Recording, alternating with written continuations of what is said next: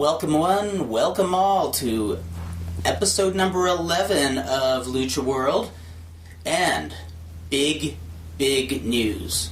What is scarier than a big, bad Bautista? What would that be, Fredo? A mini Bautista.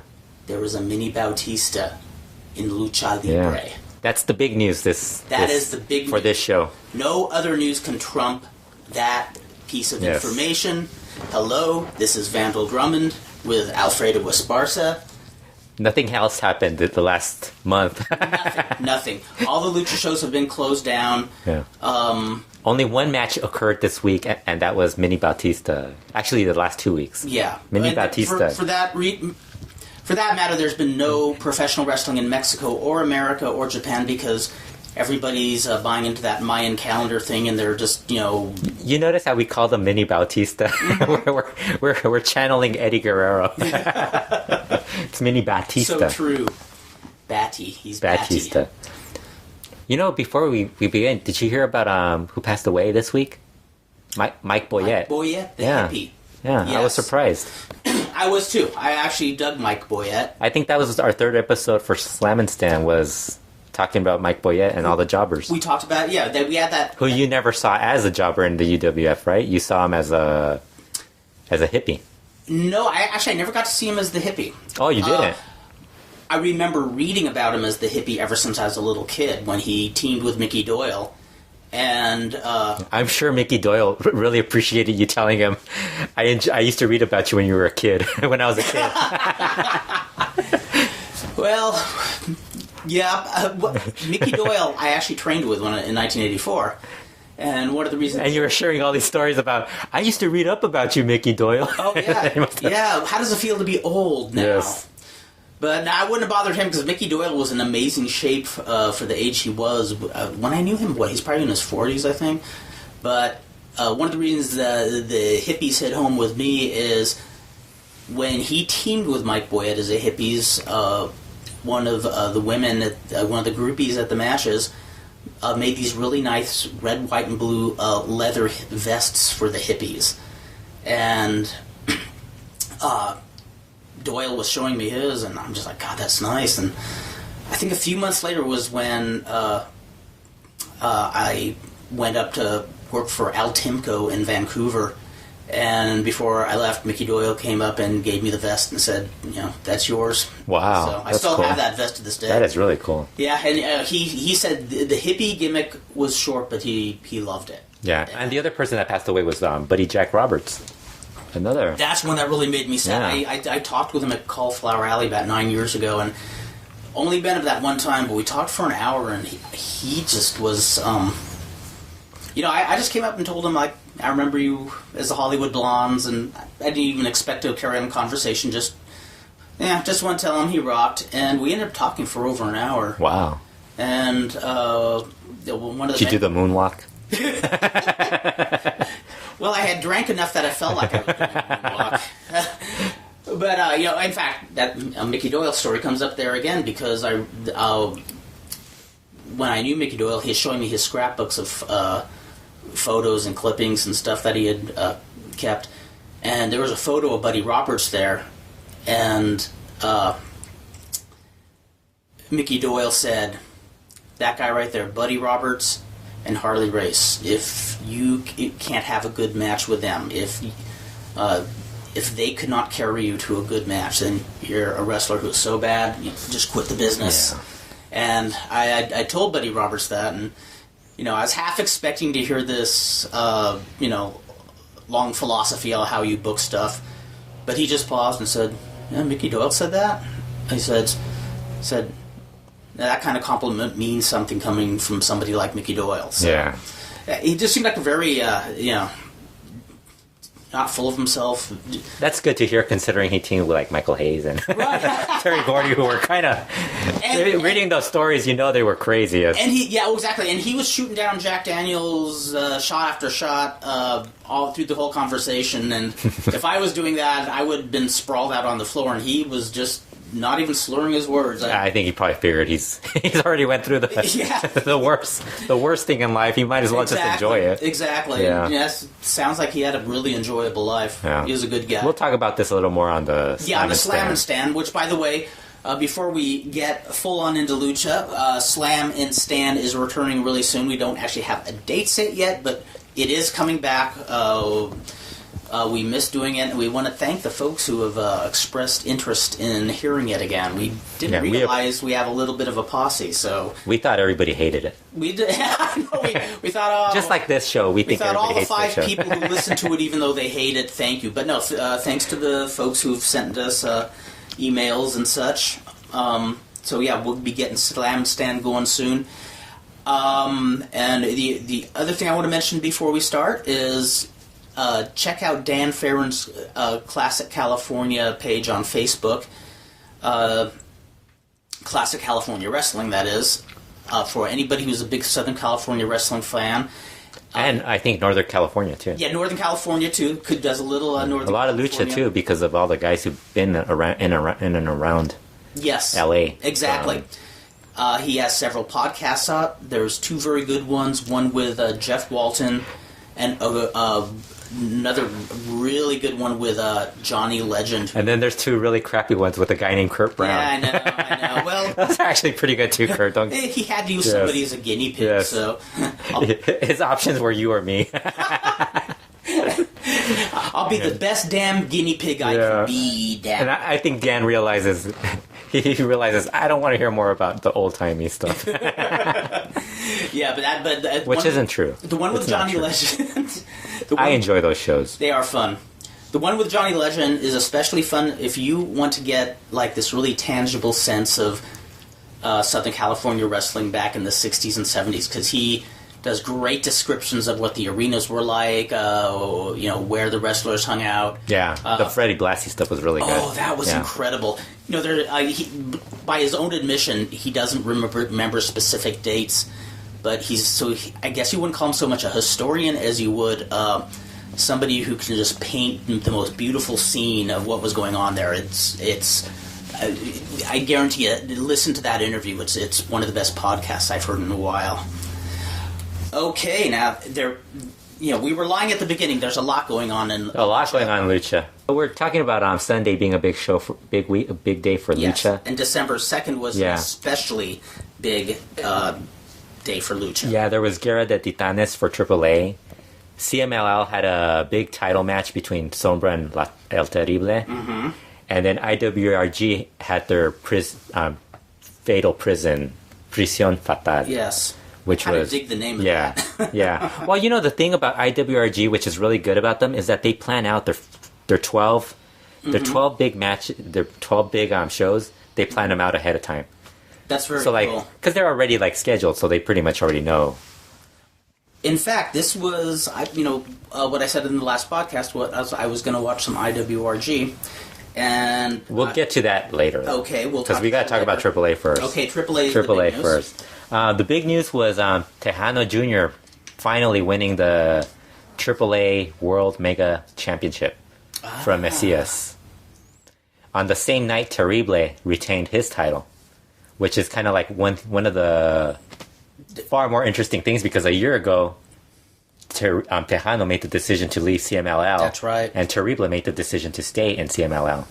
So they are both benefiting from that breakup. Very cool. Yeah, so it's 2 turning points on the same day of former partners. It was a bloodbath, too. If you look at the pictures, absolute bloodbath. I don't know how they're going to... I mean... I can't remember. I don't think they're as big on blood in Mexico. Well, and so it's not going to air here. It's not going to air here, so we don't really care. There's a lot of blood. That's interesting because, blood matches in Lucha often are saved for, the angles or the stipulations. Usually the title matches are usually really scientific. Yes. Yeah. I wonder if that's kind of... Yeah. Well, it's AAA, though. It's AAA. It's AAA with Conan and a more Americanized things are crew. Changing. Yeah. That was the big news. Also, that day, they had a couple of debuts. I think you know about Octagon Jr. Yes. Samurai del Sol is Octagon Jr. Mm-hmm. They debuted his rival, which is Pentagon Jr. Okay. And they brought in a Parca Negra to feud with La Parca. And do we know what the story behind the Parca Negra is? Just to feud with Parca. Yeah, but he's no. You know, they're doing the opposite. You know, they've done this like the real McCoy versus the fake guy. That's what they're doing. But the Pentagon Juniors, I believe it's Dark Dragon. Okay. So that should be pretty interesting because Dark Dragon's pretty good versus Octagon Junior. And the other thing that happened that day was Vampiro losing his hair, but he didn't get his head shaved. This was like the big thing. Like everybody was talking about how it was probably like if you look at the 6 guys involved, it was the hair. Everybody put there was 4 guys putting their hair on the line and then 2 guys putting their mask on the line. Yes, you knew Parca, LA Park, and Dr. Wagner weren't going to drop their mask in a cage match. Paraguayo Jr. I don't think he was. His hair is far more valuable in a single. I was going to say, why if you're going to drop that head of hair, why do it in? Same thing with Cibernetico, I think. Yeah. So then that left Vampiro, who has short hair, and Chessman, who's basically like the lowest member of the group. So it ended up being those 2 in the end, with with Vampiro losing the match. And getting a haircut. But not in front of the fans, too. In the backstage, they cut his hair. They just trimmed it. Like, if you see it, it's just like a normal haircut. You know... They got rid of his emo look, basically. Hair versus hair is one of the coolest stipulations ever, and that's a way to kill it forever. And they've been killing it for the last several years, you know. Just don't do it at all. Just have a cage match, and whoever loses gives up something, or like drops a belt or something. Yeah. I mean, good luck getting people to buy the tickets to the next hair versus hair match. Well, you know, there's always people. You know, people still go to like a lot of that stuff, though. But it's all about how they're booked. And also, Daga won the AAA Cruiserweight title because I guess Juventude's still hurt. He did an injury angle on the card, but Daga won. And what's your impression of Daga? Better last year. This year, he's good. But there's so many other guys who have kind of like overshot him because they're so much better. They're so much. I don't know. They just have more charisma or like better, or just more. They're newer. They're exciting. Right. Do you get a sense of why he's getting the push of them? Well, first of all, he's good. He's a good worker, and they like him. He kind of fits what Conan and they like of indie wrestling in the U.S. That's kind of what it is. Oh, very good. I personally like Phoenix more than him, but, you know, who am I to nitpick? Who are we to be the bookers? Yes, and at the end of the show, they had Conan come out and announce that he was taking all the heels, a bunch of the heels joined up together, and announced that they were leaving to start their own promotion. Or I don't know what it was, something like that. And immediately afterwards, that same old rumor that we've heard for the last 3 or 4 years. Let me guess. Yes, go ahead. AAA is coming to the United States! Yes, that came up again, but this time it was Mexicans who were, like, falling for it. So it wasn't us. So now that's new. That's the latest. But, I mean, see, it all comes down to what's going on with that Lucha Libre USA deal. Yes. If that deal's done, then I think maybe it's possible. But if it's not done, I still don't see how it's going to happen. Right. And, you know, the other thing is, I don't know how they're going to make money in the U.S. I mean, right now, wrestling in the U.S. isn't really that...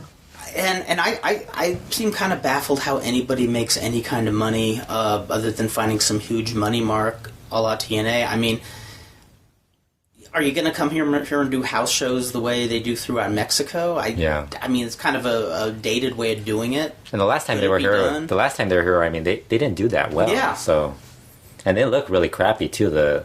I don't know who was I think it was the same group that started Lucha Libre USA, wasn't that sponsored that? Or was that Cheese? Wasn't that Cheese company that sponsored that? It was some like food company.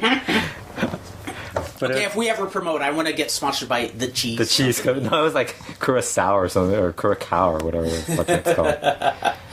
Well, yeah. I mean, we've been hearing for eons that they're coming to the States, and they had that. It'd be kind of cool if they did. But I would love it. I would be jazzed. I mean, it's just like the last time they were here, everybody, even when they were here the last time, people complained about how bad the wrestling was. Wow. Remember all the people who showed up, they said the wrestling was kind of crappy. And when you're going to someplace for a first time, you want to just make, I know they were here before, but that was years ago. Well, I'm talking, when I talk about the current incarnation. The last time they were here was like in what, 2000? It was in the 2000s. That long ago, was it? It wasn't that long ago. Yeah. Because I know Dr. Lucha went. Didn't he go to one of the shows? Because he was the one that said it was kind of crappy. Well, but that's the thing. You're trying to make an impression on a place where you have not treaded in a long time. And you want to make a great initial impression. Yeah, and the other thing I will say is that they've improved the roster, though. Mm-hmm. They've improved the roster from the last time they were here. They had La Parca, guys like that showing up. The roster's far better now. Like even if it's half the roster, there's still more guys that they'd be more pleasing to the American crowd. No, I haven't. You haven't watched AAA I haven't watched AAA. I haven't. He hasn't watched AAA since he promised he would watch more AAA. Right, exactly. I made no promises today. I haven't dropped a Twitter or email to Conan for a while, but word is he's going to be wrestling regularly again. I think next year. He said he's going to. I hope he's okay. A retirement or something. A retirement run. Nah, just. He's had to score health problems. I just hope he's not overdoing it. Yeah. Probably going to wrestle Vampiro. Yeah. The other thing. That would be money. Would be money. We never hear anybody criticize certain stuff in Mexico. Mm-hmm. There were people who were just criticizing how shitty Vampiro and Chessmen were in there at the end of the match. They got criticized. They were saying that they were really. It was probably the laziest part of the laziest thing that they were working very lazy. Mm-hmm. But they were probably setting something up because outside they were attacking the other guys. Right. There was a run-in. It's AAA. They do clip bucks. Yeah. Okay. Let's see. Now the other thing was CMLL that same night had Sombra, who almost came close to beating Terrible for the CMLL World Heavyweight Title. Very disappointed that he didn't win. But Terrible came through. Yeah. Very disappointed because Sombra wins that. He would have been Wrestler of the Year, hands down. He should be. He should be either way. He's so awesome. Yeah. And you know what's so funny is that La Sombra prepared for that bodybuilding competition, and I think you've seen him a couple of weeks ago, maybe in September. I've seen so many times. He looked a little bigger. Remember, we would always talk about how much bigger he looked. Yes, I think we might have talked about that in the last podcast. While in this match, he looked like he lost 20 pounds. So everybody's he doesn't look because he had the physique for the bodybuilding competition.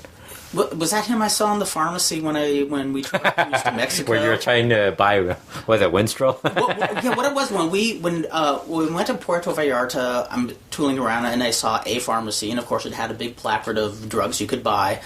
The funniest moment of that is there's a group of American friends in front of us walking by the pharmacy, and one of the guys oh my God, you can buy Viagra and Cialis here, and I'm saying, why say it that loud? You might have just screamed to everybody, I can't get it up! I can't get it up! You've got to remember, you're in Puerto Vallarta. Yeah, but how many people? All his friends. Oh, that's true. All the tourists. Yeah. Then we went to Cabo San Lucas, and I swear, Cabo San Lucas had more pharmacies within 3 blocks than we do Starbucks. Jeez. And they had these long lists of the stuff, and the usual. Cialis, Viagra, Soma, all the different antibiotics for really cheap. And then we're walking by one, and it says Winstrol. Oh, wow. And I just stopped. No way. And then we keep walking. And then we are going by another pharmacy, and it says Decaderbilin on there. Oh, jeez. Which is like a mega steroid, and I said, honey, I just got to see if they have it.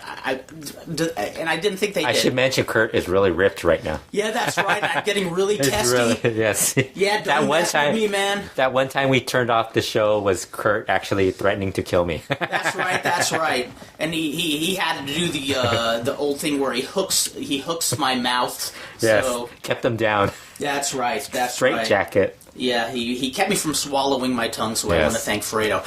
So we go into the one pharmacy, and we asked them just about some of their medicines, and then I said, and it says Decaderbilin, and the girl says, I don't know what that is, and she looks on the counter, says, we don't have it here, and she opens up a catalog, and she goes, Oh, that's something. If you buy it, you have to wait here and somebody brings it to you. Oh. And so he said, you see some little kid show up, like just running back in there. Exactly, because there are certain things they won't sell there. They won't sell Vicodin. They won't sell Percocet. They will sell Somas, which are, you might as well sell Cyclone. Yeah, too. That's like the biggest thing for wrestling. Yeah, exactly. That's their candy. Yeah. So then I said, okay, I got to ask about the Winstrel too. So we went to the shop and said, do you really sell Winstrel? And the lady started laughing and says, no, the owner put the sign out there so people would come in and ask, do we really have it? And, well, their ploy worked. I didn't buy anything from there, but, That probably explains the trips. They did get me in the shop. That probably explains the trips to, like, those parts of the country where it's, like, all the wrestlers. Oh, no doubt. You see a bunch of masked guys showing up. It's like, oh, my God. Hey. Well, that's the other thing. I remember years ago when I'd be in Mexico, like, even going to the lucha matches in Tijuana, they used to sell, like, really bad ceramic pottery of, like, different Charlie Brown characters. A lot of shirts saying Tijuana or Simpsons shirts. But now, almost every shop in the ports in Mexico have tons of lucha masks. I mean, it's laced with pot. No, because I would have come home with those. You know what would have been funny if you had a portrait of yourself. You would have taken a picture of the portrait.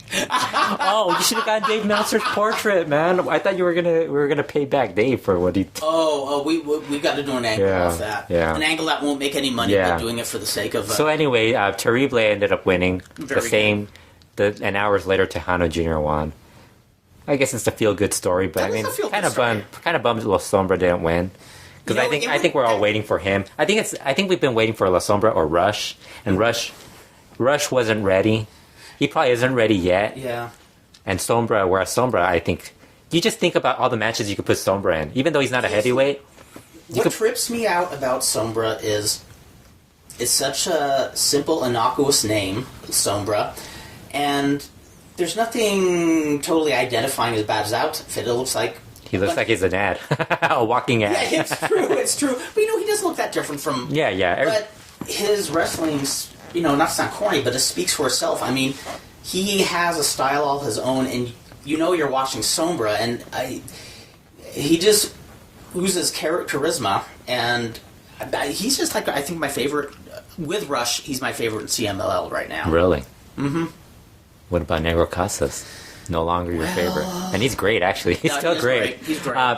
No, Casas always my fave. The thing with Sombra, and I think this is where it would change, the world title, they would have to dump the heavyweight part. Because, Sombra, can you imagine all the good matches? He could wrestle Terrible a bunch of times. It would still be good matches. Oh, yeah. He could wrestle Rush, Negro Casas, well, and that's the Volador. thing. Those aren't heavyweights, but still, Averno, those guys, who wouldn't want to see him wrestle those guys as singles? Exactly. And, losing the strap is just changing the story a little bit. Sombra's still around, but when you said how about the two friends won the titles in different promotions on the same night, that sounds almost something you could make a movie out of. That would be the other thing. And wistful. The other thing I was thinking about is how they technically broke up. They didn't have a breakup where it was like a Rockers type of breakup. Right. But has there ever been a tag team that broke up where both guys ended up being the main guy of a promotion? Like the main champion? Different promotions? Yeah, different promotions. That's a good question. That's something I would like to know. I would be curious. Probably the Mega Powers. Yeah, the Mega Powers. But they were champions before that. Yeah, that's true. Yeah, so. Well, you hear other stories. You're like, holy crap, how do you remember the Mega Powers? Well, you hear other stories about where one of them thrives and the other... like Shawn Michaels thrived and Marty Jannetty... Never did anything. Yeah. Yeah, see, or like either guy never really finds himself again. Like exactly. It's always... Exactly. Yeah. That same card, I should mention, there's an undercard guy named Camorra. Mm-hmm. And I'm going to talk about this because this is really disturbing. He has tights that say, eat this in the back. What? Eat this in the back. And then, he has... The tights have, these little pictures. The Cubs fan claims they're spoons. They don't look like spoons. They look like little sperm. Oh, my... spoons don't have little, little tail-looking things. So, that's been my thing now on Twitter, where I always have to point that out. No. Yes, it's hilarious. Now, if we start Incredibly Strange Wrestling, we're hiring him. Yes. fact that no way. He's bad enough to do that. Eat this. Actually, there's a lot of stuff that happened on that card. Bobby Zavala moved up to the special match of the card. I don't know if you know who he is. Yes, I do, actually. Yeah, you're watching the Cadena 3 show. You're watching on the TWC Deportes. He's been working a lot of openers, but he's got a ton of talent. Mm-hmm. He's a guy who got moved up because of That's cool. Mysterioso Jr. hurt himself, so he took his spot. And then the semi-main event was Reyes del Atlantida versus Los Invasores. Mm-hmm. And you gotta, I think they'll probably show that. They'll definitely show that match on. You gotta watch it when Cubsam puts it up on YouTube. Cranio absolutely destroys Guerrero Maya Jr. Really? He destroys him on a tope. And then he just destroys him with like this pile driver. It's like this, it's just like the Michinoku driver type of thing. Where just like he drops him on his head, it just looks brutal. And Guerrero Maya Jr. is so good at selling and doing all that stuff. He just looks like he's dead in the. It was really just a good. Oh wow! So not a really particularly great match. But it sounds like they're just a great angle. It's leading up to them defending the belts against them. And Mr. Aguila has cool makeup too. I should mention. I love Aguila's makeup. Yeah, so it sounds like they're actively starting to find. You know the problem. The problem with CMLL is that they have a lot of talent. Mm-hmm. It's not the wrestlers. It's booking. It's the booking and it's the promotion that sometimes does a lot of weird shit. Like you just hear all this complaints about all this stuff. No, if you ask me, just on the limited wrestling I watch, who has the most talented and motivated wrestlers, I see CMLL. I mean, it's well, the most motivated, you gotta watch IWRG's like which we'll talk about undercard stuff. It's like those guys look like they're trying to they're trying to go from like Steve said, they're trying to go from $10 to $15. Yeah. Yeah, so that was actually a pretty good. I mean, it wasn't that great a card, but it was entertaining. Passable, entertaining. It beats sitting around doing nothing. The other thing I want to mention, CMLL wrestlers went their trips to Japan. Yes. AAA was in Japan also, but it was a smaller card. The Wave promotion. I think they'll probably release it at some point. But Sexy Star defended her Reina's title. Phoenix was there. What else was on there? Pretty small card with a lot of the. It was the Wave promotion. It's the Japanese women's promotion, but CMLL sent Rush and Diamante Azul for the World Tag League tournament. Yes, I think they won 2 of the first 3 matches, and then it went downhill after that. They just jobbed them out. They jobbed them out. They went. I think they went 2. I think I figured out it was like 2-7. And this is leading up from Negro Casas going 2-8 in his trip. Which, wins and losses don't matter. Yeah. But, I mean, it does kind of matter to the fans where they start noticing, hey, this guy... Yeah, like, hey, these Mexicans never win. Yeah. They're going to say. Yes, why are we going to go watch these Mexicans if they're not going to win? Is there... WCW thing. Yeah. I was going to write something about, like, New Japan, how they're treating it. Comparing it to WCW. Yes, tell them don't have a new awakening of the Latino world order, please. Well, see, the thing is, like, I think a lot of us always look at it like, well, they do this all the time and all that, and it's true. But then you think about the potential, and where they're going to lose money at some point is the Fantastic Mania cards, because at some point people are going to be like, why are we going to go watch La Sombra wrestle Rush? When Rush doesn't even beat Yoshihashi, Is there just any buzz amongst the internet or any kind of... Yeah, a lot of complaining. Everybody's complaining. A lot of complaining about CML guys jobbing, and the thing is, it's so bad because in CMLL, Tama Tonga, who's a lower card guy in New Japan, is going to work the main event for the December 14th show, where he's the Copa Junior final with La Sombra. I'm hoping Sombra wins. I hope so. But I wouldn't be shocked if they let Tama Tonga win. I saw Tama Tonga win. He's a guy. I mean, I like him. I like him. Cool really charismatic. And he won the tag team belts too. Push him to the top now. And he won the world tag team titles. Compare that to... what they should do is have Diamante Azul and Rush win the belts then. Yes. Now, Diamante Azul, I gotta admit, haven't seen much of him. What's your impression at this stage of the game? People hate him. Yeah. Because, first of all, a lot of people hate him because of the gimmick. And then there's a lot of people who think he's careless, which he kind of is. But the carelessness he does is kind of cool because it looks so violent. Because it's very violent. It looks very violent.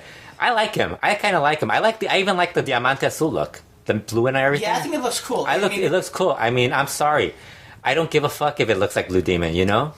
Fuck it. You know, there's a lot of guys who wear I mean, it's only going to happen all the time. I mean, this Sombra looks like the Sombra from before, like Oro. What's the fucking big deal? Exactly. This business, the Strangler Lewis that we all know about, have read about, and is considered the greatest. I know a lot of people who do not know that he was a direct ripoff of another Strangler Lewis, like 20, 30 years earlier. Hulk Hogan was probably a ripoff of some other musclehead, you know? Exactly. It just depends on the guy looking better. There was another Dutch Mantel in the past, too. Oh, really? Yeah. And there was another Doug Gilbert, too. We're just going by names. We're going by, hey, you know what? There was another Jack Evans. Yes, too. There was. Oh, that's true, Jack. And he actually made television. He was in LA Wrestling. But no, it's interesting because I would love to ask Dutch Mantel, like, because I can't remember what his real name is. Is it Wayne Cowan or something like that? But I wanted to know, like, obviously, nobody just says, you look like a Dutch Mantel. I'm sure whoever gave him the name said, oh, I remember a guy years ago named Dutch Mantel. Give him this name. I would love to know... Danny Davis is another name that... One of the funniest things where wrestling meets a whole other industry was, I don't know if you remember a metal band from the 80s called WASP. Yeah. And the singer's name was Blackie Lawless. Yeah.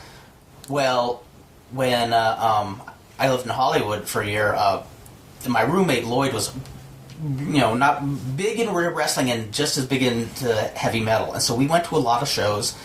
It was cool. I got to see Motley Crue before they were the big thing, and they did a great concert. But we went to see this new group called WASP, and they do a couple of really kick-ass songs, and then they announce ourselves. Hello, we're WASP. They introduce the various members, and they says, and I am the singer Blackie Guzman. And Lloyd and I look at each other going, what? And the funny thing is, he's this a guy with the nickname Blackie. He's like the pastiest looking guy. I've seen him before. And we were just like... So he started as Blackie Guzman? Yeah, we said, that can't be a coincidence. And I can't remember, it wasn't that long before he became Blackie Lawless, but Lloyd actually met him at backstage at a show a few years later, and he asked Blackie Lawless about it. He said, we remember when you were Blackie Guzman. And he says, oh yeah, my mother, she was a can dancer at this like really nasty bar, this really dangerous bar somewhere, I think in El Paso. Yeah. Or she said the baddest man she ever met who could kick anybody's ass was a wrestler named Blackie Guzman. Wow. And he said, so I wanted to name myself after the baddest man my mother ever knew. Have you ever heard about the joke about the guitarist for WASP being an asshole? I heard about it. That guy, the comedian. The comedian. What's his name? The comedian who did. There's a joke there. You got. I'll look for it later. Yeah. We'll have it on the next episode of Lucha World. There is where he goes. It's this comedian guy who's like into comics and stuff. I think you might know him. He's like a big dopey dude. I think he was in one of the NBC shows for a while. He was talking about going to a WASP concert and wanted to get his the guitarist's autograph. Chris Holmes, I think, is a guitarist. Yeah, so he goes over and he asked him, hey, can I get your autograph? And he told him, yeah, grow some tits. so then the guy's like, so his joke is basically, look at me now, like, because he's like a chubby dude. But I just laugh every time I remember. What's that guy's name? I can't remember his name, but I have the CD of his concert, which is really good. So yeah, anyway, I actually like Diamante Azul. I think he's not. I think the problem is he's not like a main event. Yeah. Solo guy right. He's a guy who needs to be with somebody else. He's like a good working hand with. I think him with Atlantis worked perfectly. Yeah. I dig the Blue, like when they team him up with Blue Panther Atlantis. No, I love when they get a trio. I like it when they have like this cool similar look. But I don't think Diamante Azul, like if they put him like in a singles match versus Terrible, I'm not going to be that interested in it. Because, it's just like... And even, I actually don't mind watching that. Because I know he'll suplex him to death and stuff like that, which is kind of cool, so... I'm a little more forgiving, too, as a wrestling fan. Me too. Yeah, so, basically Rush was the only one that kind of looked good. I've seen one of the matches. Mm-hmm. It was Rush and Diamante Azul versus Yoshihashi and Jado. Mm-hmm. And Jado he clowns around and does the flare bump. Right. Where he just falls flat in his face. He kind of looked like he was lazy. And, he was lazing it around. And Rush was the only one that kind of looked like he was really into it. And Yoshihashi was Yoshihashi. I don't think you've seen him, have you? No, I have not. Dave Meltzer. This is Dave Meltzer's impression of Yoshihashi. Uh-huh. For a guy who's been in Japan, who's been in Mexico, who was in Mexico for about 2 years, he really couldn't work with the luchadors. And I'm thinking, well, Dave, you clearly haven't watched Yoshihashi in Mexico because he wasn't very good in Mexico. I was just laughing how bad. It's funny. Well, I think one thing to be said, even if you have a bunch of losses on your record, it sounds like Rush, from what you're saying, is still getting himself over. He's still kind of respectable with the crowd. Diamante Azul, because he's far more limited. Yes. With the mask and the fact that he doesn't do he doesn't interact with the crowd.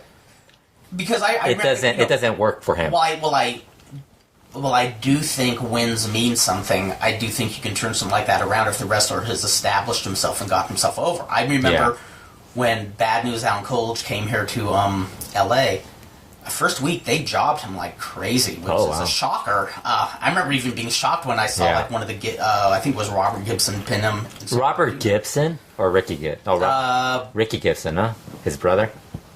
Yeah, one of them pinned Coach and the other pinned... Oh, geez, they pinned both of them. They both went over in a singles match that night. And I remember being really shocked. But then, after that week, I don't know, maybe he was originally going to pass through town and just do the jobs. But so, he jobbed regularly for a little while, but then, boom, they pushed him. Yeah. And he was, in a time when LA was not doing that well, he really gave some fire to the LA territory. Well, see, the thing, my problem is with Japan, with the way New Japan uses the guys, is that you look at Rush and guys like that, they can work with Tanahashi, and it's why not have something different every once in a while? Yes. It's always Nakamura versus... I know, variety. Versus Tanahashi. I mean, and I'm not arguing against that, because I think those guys are fucking badass. Naito and Tanahashi's, he's charismatic. He's got that. And the new guy, the Rainmaker, Okada, is really good. I mean, I'm fine with that, but you have some shows where it's some spot show where maybe only the diehard fans are going to watch it online. Mm-hmm. And they don't do that. They don't have something different, maybe Rush versus Naito or something. Naito was hurt, I think. I think that's something wrestling today more than ever is really guilty of. They do a lot of the same stuff. AAA does the same thing. You see the same people year after year. It'd be great if they could somehow take a quarter of the crew and have. Thank God Texano Jr. won. At least there's somebody different. Exactly. I do. I mean, for all the stuff they talk about AAA being far more progressive than CMLL. I mean, look, Cibernetico, Dr. Wagner Jr., Ali Park, Macias, Hijo el Paraguayo. If you go through every card, it's the same guys in the main event. They'll maybe throw in Phoenix in a trios match, but it's never something completely different. Now, you were telling me that CMLL's kind of the same too. Right. But, Now, this was the year we had the new Mystico. He's hurt. Who's hurt? We have Diamante Azul, the other, the Blue Demon. Protege. And you were telling me. Oh, and the other, they have Diamante, who looks like Santo, Hijo Santo. Oh, okay, yes. Yeah, except he has a little black here, so he sucks too. But, you were telling me that CMLL is spreading the word that there's going to be a new icon that they're adding to the roster. A new luchador. 2013. Yeah.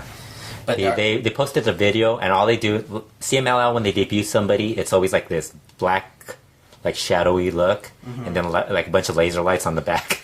So all you see is the body, and you start trying to figure out who it is. So will he be El Hombre Sin Cabeza? No, you see his head, but it's a shadow. It's just a shadow. And immediately people thought it was Relampago. I think you might have seen him in AAA. Yes, Relampago. But this guy doesn't have that amount of tattoos that are up, and he's taller. And then you take away Extreme Tiger, all these other guys who don't have that build. So then I tweeted, I joked that we should get Alexis who posted the video. Alexis Salazar is the CMLL webmaster. He's basically the do-it-all for their internet thing. And I posted, maybe we should get Mihei to tickle him to death to let us know who it is. So what Alexis told me was it's somebody who is very big, who's a very good physique, but very agile for his size. So it might be somebody new, or it might be just somebody that's being regimmicked. Tinieblas Jr. Tinieblas Jr. It's Solitario. They're gonna fix Solitario. I would laugh. I was gonna make this joke where I said maybe we should get Solitario. I might have made the joke. Maybe we should get them to remake Solitario and get it right this time. That's right. Well, I did hear a rumor that he was found unconscious in his apartment, so they took him to the hospital and said he immediately needs a talent implant. So I just love how these guys online said that Hijo Solitario wasn't that bad. Oh my god. Based off the Santo match. And I'm like, dude, are you watching what Santo's doing? All Solitario is doing, which is really good on his part, is playing to the crowd, which is great. But that's basically Larry Zbyszko's thing.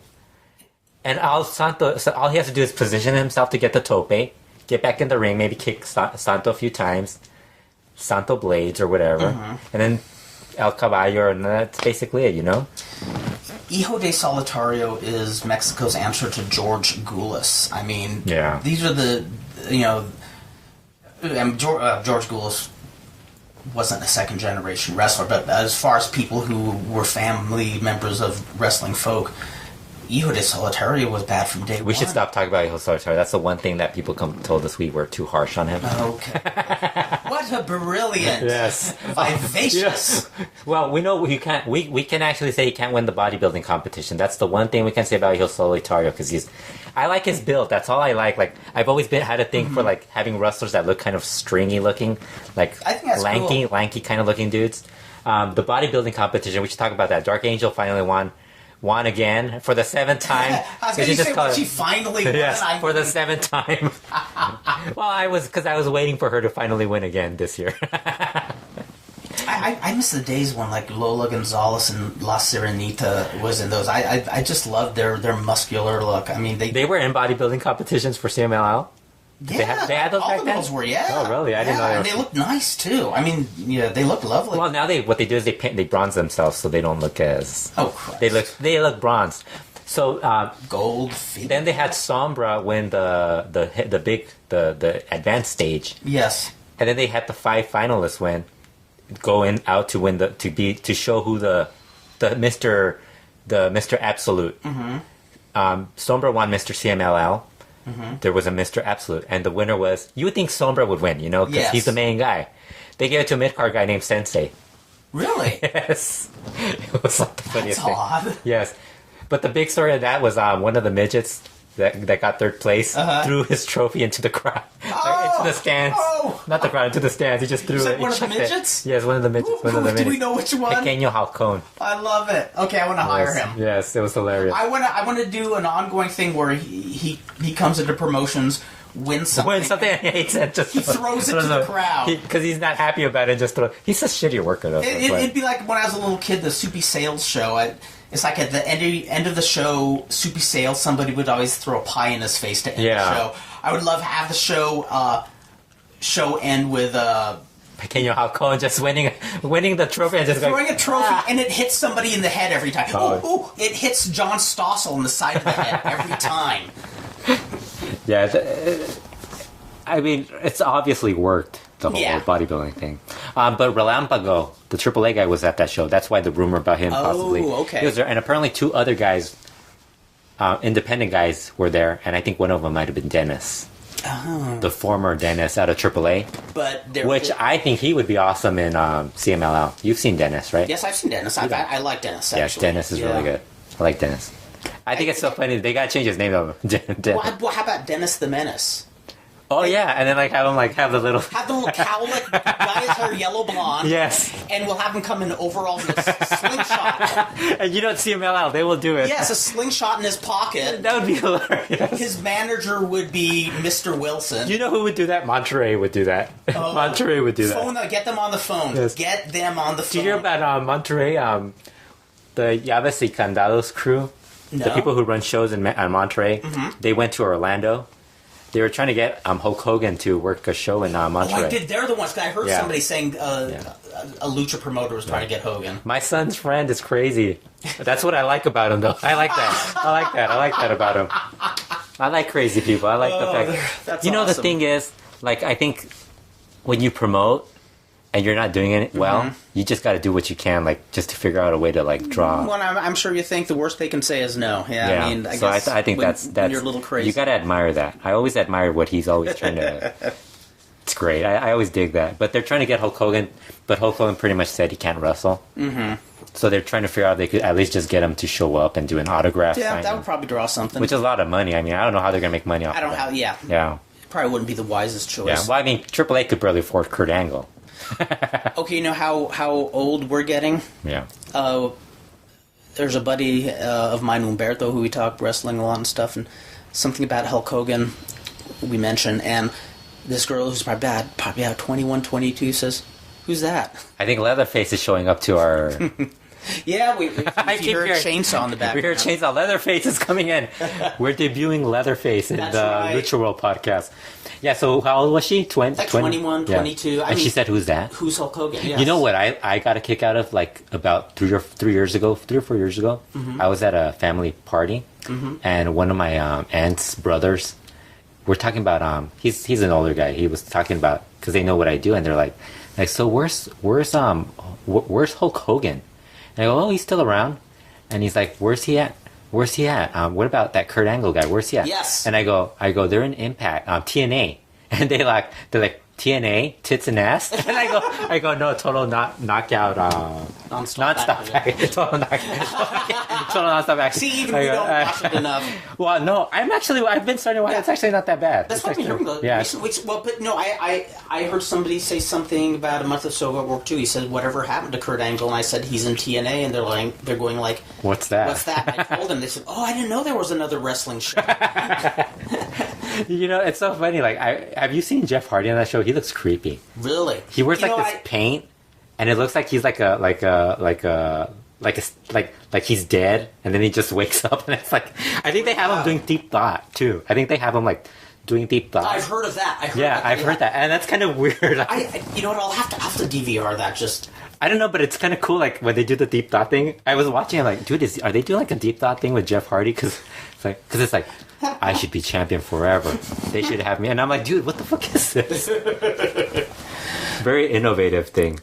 I guess we should start talking about IWRG since you actually watched it. Yes. Like I said last time we did a podcast, I committed to watching some IWRG. He skipped the cage match, I should tell people. That's right. I said, what's the big deal? No, I am going to be watching it because The big deal, Oficial Factor dropped his mask. Yes. And revealed himself to be Cesar Caballero. Yes. Now, you're like, who the IWRG, the match, I saw 3 of the matches. And I really enjoy IWRG from what I saw. I told you 15 years ago. You did? No, I told you like 12 years ago. You've been telling me forever that I should be watching this, and I should be watching this. I think everybody should be. This is a breath of fresh air. There's such a difference between the 3 promotions. Like it's entertaining. One, that's Arena Nakopan. Yes. Where it's done. I think that's a great place to televise matches. Yes. AAA thinks that too, so they actually book shows there. Mm-hmm. Whoever's filming it, my biggest gripe, and I say it all the time, is I hate how crazy folks in AAA and CMLL go with their cameras, doing all these wacky side shots or cameras. Oh god, you should have, that show that I was talking about, CMLL, they kept doing this during the Terrible Sombra match. I should mention this. They kept doing this shot where they would go to the action, then they would show this fan ringside who was a fan of Terrible.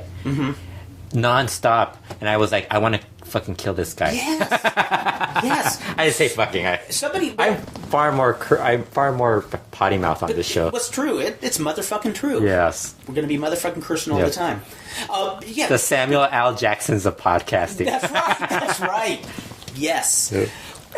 Seriously though, I mean, it's like whoever is the head of production at CMLL and AAA must have a bad case of ADHD and no Ritalin, because they're always doing shot after shot after shot of people in the crowd, or they try to come up with some really inventive camera angle, like from above the ring. Yeah. You don't have time to see the match. It's like the screen is practically flashing before you. Or they show you the women a bunch of times, which yes. I don't mind now. I mean, well, IWRG. I mean, I won't say the cameramen are perfect, but they just have like 3 advantages. Yeah.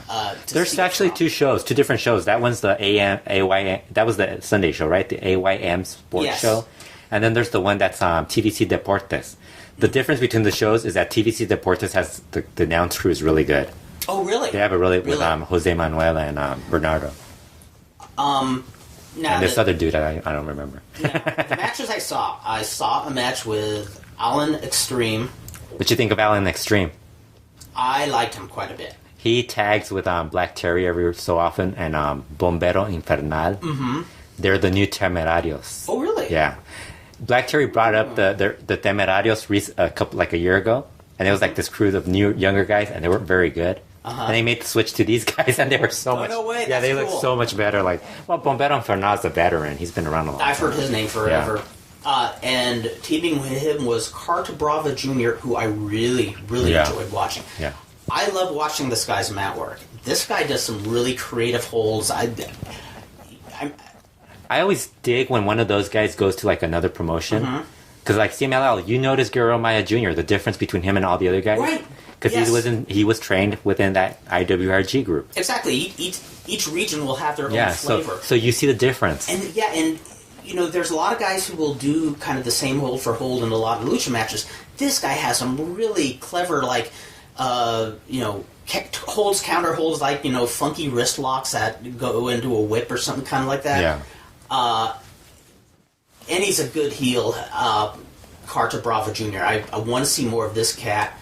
And they're teaming with a Japanese guy, Eita Kobayashi. Yeah. Versus was it Eita Kobayashi? It just says Eita. Eita. Dragon Gate. He's from Dragon Gate. Versus Avisman, Cerebro Negro, and Dynamic Black. This was a really, really solid match. Avisman is one of those mid-card guys who's really good. He did a couple years ago. He did a gimmick where he was Americanized.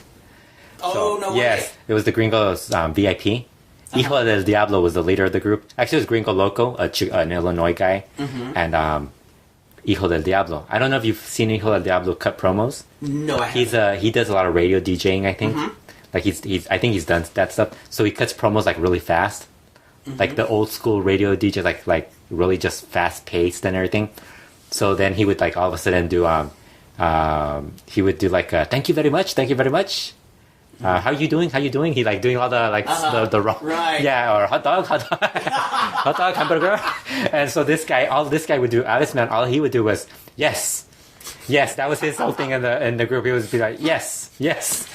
Gringo Loco would cut the promos like tonight in Arena Nakapa, and then like Hijo Diablo would do the hot dog, hamburger. Thank you very much. Like when Roddy Piper wrestled under a mask as the Canadian, claiming he is a Canadian who cannot speak any English. Oh, yes. So because a lot of Canadians can't speak English. That's right. And so Black Gordon says, you listen to me, right? And go, see, Maestro. It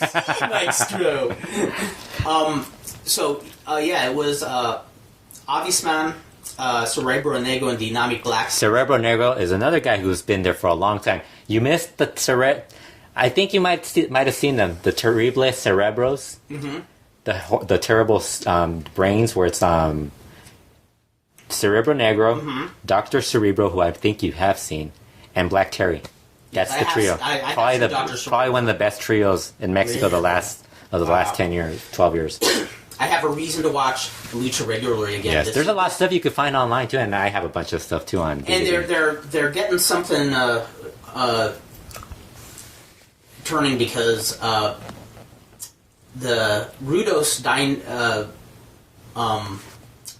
dominated the first 2 falls, and it was really cool. The second fall, they're just dominating them. No sign of a comeback, and boom, a comeback happens really fast, and all the Rudos were pinned in less than a minute. It was, It was very cool looking how it just didn't do the standard thing where they break out into the high spots and have the Rudos on the run for about 5 minutes before beating them. This came out of nowhere, like everything blew up in their face. There's another Carter Brava Jr. Yeah, in fact, when I went to research them, there was the thing. They started a feud between them. Yeah, in Lucha Wiki, they were talking about there's two guys who claim to be Carter Brava. Yeah, they were going to run a feud between them. I think they're still running it. That'd be awesome. Yeah. What was really cool, the final fall, Avis Man was pinned. I can't remember if it was Carter Brava or Alan Extreme who pinned him. But, it was a typical thing where, the baby faces did the dives, and then it looked like Obviousman was going to take the win. And after he gets pinned, he's just kind of laying in the corner selling his injuries. And Cerebro Negro and Dynamic Black just kind of walk over to him and just kind of look down at him, with neither an expression of sympathy or hatred. They just kind of look at him. And then they walk away. Just a real subtle thing where it looks like they're going to build up to something. Yeah, if that's what they're doing, it was awesome. Then, one of your favorite teams, and now one of my favorite teams, Los Oficiales. Yeah. AK-47 and Oficial Fierro against Ryan and Spartan. The Commando Elite. Commando Elite. Yeah, they used to be part of the Oficiales when they started expanding their group. But then they split up because there was I think one of the guys might have been hurt around that time. So they had to bring in a third guy. Then they brought in a fourth guy. Then they brought in, it was like 6 guys, so they broke them up. And they started feuding. Wow, sounds like they almost had their own Hart family there for a moment. Yeah. But just visually, these guys with the hoods, the Commando Elite, those are some of the coolest masks. Yeah. So, am I right? It seems like there's a theme in IWRG. They love to put cool duos and trios together. Like but they're also quick. They also have no problem like breaking them up, doing other things with them. It's like every year you have like a different guy being pushed to the top. Mm-hmm. What's cool about this year is that they've been using a lot of their talent more than the independent guys. Mm-hmm. Whereas in the past they would have always pushed the independent guys far more often. Yes, a lot of the independent guys have been more regulars in IWRG. So they've actually had far. I've kind of enjoyed it more. Yeah, this is real. This is a fun show to watch. I encourage everybody to watch. It's always been like, if you go back to like 1998 when we first started, and even before that, I'm guessing. But I mean, it was always fun just to watch all the different, and a lot of the groups, a lot of the guys in that group, they're still around. They just re-gimmick them. Like the Oficial Fierro was Millonario, who was a good mid-card guy in the late 90s and early 2000s.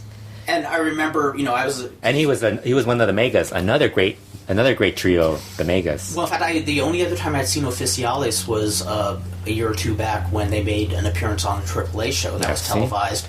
I just thought, these guys are awesome, and... People should know, Kurt lives 5 minutes away from me. Has access to like 30,000 DVDs and doesn't ask for anything. And when he asks for it, he doesn't watch it. I should just tell people, and it's frustrating. Yeah, totally. Okay, then what we have to do is Kurt has to make a commitment. And it's all on YouTube now, so it's like it's not that big. Yeah, but I still need to make the commitment. I still have to sit down and watch it. If I did not make that IWRG commitment, I guarantee you, this show I would say, I really got to watch some of this IWRG someday. I will do that until I implant it in my head. But see, at least you're trying. Like, not like Dave and Brian who don't even... they don't have time. And the thing is... They don't have time. First of all, I understand they don't have time. They cover too much. They cover too much. And then, like, it's like that. And then when they do the podcast, they don't really know a lot of what's going on. So it's like you're... Right. You can make stuff up. I mean, for all we know, the Cubs fan and Dr. Lucha are making stuff up. We should make up Brian. We should make up a fake promotion and say they're having, there's a town called Agua Fria in Oaxaca, and you do know that's probably happening in Mexico all the time anyway. Yeah. Did we ever talk about that one show? Yeah, I think we did. That one show that was going to feature like WWE, CMLL, and AAA wrestlers in Mexico. It sounds vaguely familiar. Yeah, they were going to run a show. Somebody made a poster for it. And like, people were like falling for it. Oh, that's cool. I don't think people showed because everybody. AAA was very quick to say that it wasn't true. Yeah, and like a couple others. It's one of those things where before the internet, I bet you could have got a lot more people buying it for a long time before everybody figured out it was a a hoax where the internet, somebody's going to jump in early and say, this ain't happening. Yeah. But it's like you have so much, and then you have the WWE fakes in Mexico. Mm-hmm. We should start the Impact fakes. fake Jeff Hardy, fake Bobby Roode. It would probably draw less. I think the most fun would be coming up with a fake Kurt Angle. Fake Kurt Angle, just like being calm. Yeah, being very calm. Somebody with a big paunch and. Well, they did have a fake Kurt Angle. It was Hernandez. Oh yeah, Hernandez was a fake but Kurt I Angle. think we could do better than that. I think we could actually make them even create worse. So much creativity there. Very cool. Well, I think we covered a lot. You didn't cover the cage match because you didn't want to watch it. I didn't cover the cage match because I ran out of time. Although I am going to watch it. Although I will say, cage matches aren't your thing. They aren't my thing, and especially when I saw the little photo on the YouTube clip. You saw his picture and you thought, he's such an ugly-looking dude. I saw a ladder in the middle of the ring. I thought I did. A ladder? Was I hallucinating again? For AAA?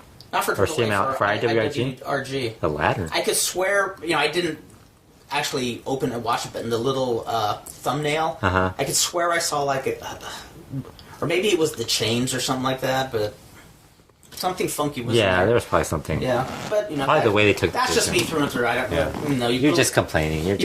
You put cages, straps, and chains in it, and I kind of lose interest. You like the traditional stuff. You like the old school wrestling. That's right. Tradition! You want these guys to wrestle barefoot. Go back in time. Tights? Why are these guys wearing tights? Tarzan claws. Okay, well, there you are. Anything else you want to discuss? I think that's about it, but, I have mentioned... You don't want to discuss the Pro Wrestling Noah situation and how it's falling apart?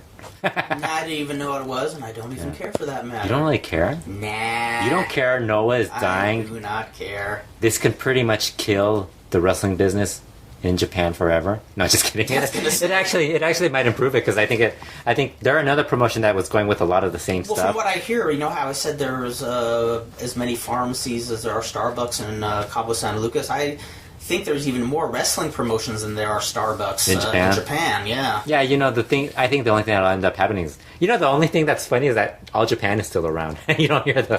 that's Noah was the one that was supposed to be, killing them. God, for several years, I really expected All Japan to really not even exist in name. Yeah. I didn't think...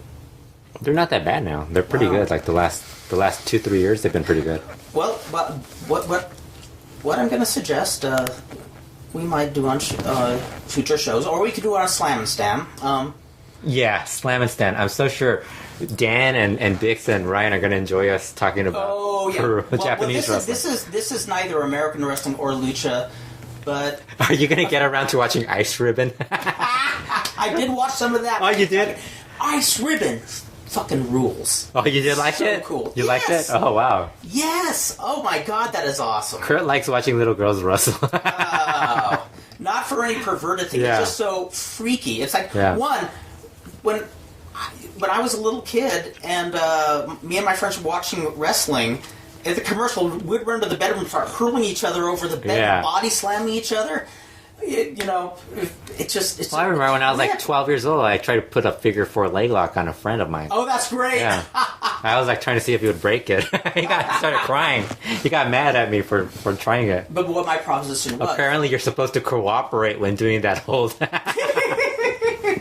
Your friend didn't know to put his hands out and go, "Ah!" No, apparently twisting somebody's leg isn't it's not something. Well, didn't he know that all he has to do is turn over on his belly and you would be hurt? Yes, I know. Pain? Seriously, didn't he watch all the Flair matches? Exactly. It's his own fault for watching WWF. Exactly. Would have known this if he watched the NWA. See, WCW could have saved him from getting an old life. Yeah.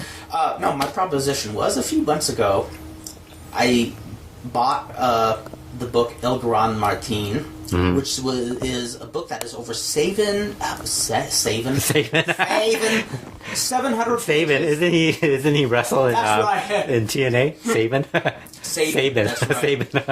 Sabin, or maybe I'm just trying to do a really horrible Mexican accent. 700? I saw 7 of them. 700. No, over 700 pages, book devoted to Titanes and El Ring. and the legacy of Martin Cardigan. Now, 130 of those pages represent an encyclopedia of almost all the characters that ever were in Titanes and El Ring. Yeah. Not only that, the encyclopedia covers each TV season of the Titanes and El Ring. Wow. That's like a synopsis. Have you ever seen the Japanese MOOC book? No. It's this book that has all the pictures of all the wrestlers in the world. I have a couple of those. I'll show you one. Oh, I'd love to see those sometime. If I ever find it. But it has like little bios on them. It's really cool. It just has all the pictures. I love stuff like that. It's a cool way before the internet, before everybody started posting everybody's name online. Yes. That was a good way to like find out who everybody was from Japan. Well, I remember there's one that came out in the early 80s where they do an international thing where they would show a lot of the current trends from Mexico, and you'd see all the guys that you don't normally see, like Rocambole and Stuka. Yeah, that's one of my tape sources sent me that for free one time. Oh, how cool. And then I bought one off High Spots once too. So those were fun. Yeah, those were really cool. So what I was thinking, obviously, we've made jokes that when I can't sleep, I'm going to ask you to come over and read to me at my bedside as I try to fall asleep. Since I don't speak Spanish, you could read the Grand Martin book to me, and I'll fall asleep, hopefully. Yes, you said this before you told me it was 700 pages. Yes, exactly. So, since obviously I'm not going to ask you to do the 700 pages, I think what we should do each show is we should take one of the characters and talk about them. Translate what it says, because they cover all their gimmicks from the Invisible Man to Don Quixote and Pepino the We could do that about luchadors too, Yeah, that would be cool. That would be cool. Have a little synopsis. Just talk about one guy every single time. Yeah. Okay. I like how we're doing this during the podcast. That makes it even more fun. It's great when we're doing something we probably shouldn't be doing. Yeah. Not illegal, but, still pushes the envelope. Yeah. You should end it now. We do it on the end. We should end it. It's almost exactly 1 hour long, except for that one 5, 4, 3. Okay, see you guys next time.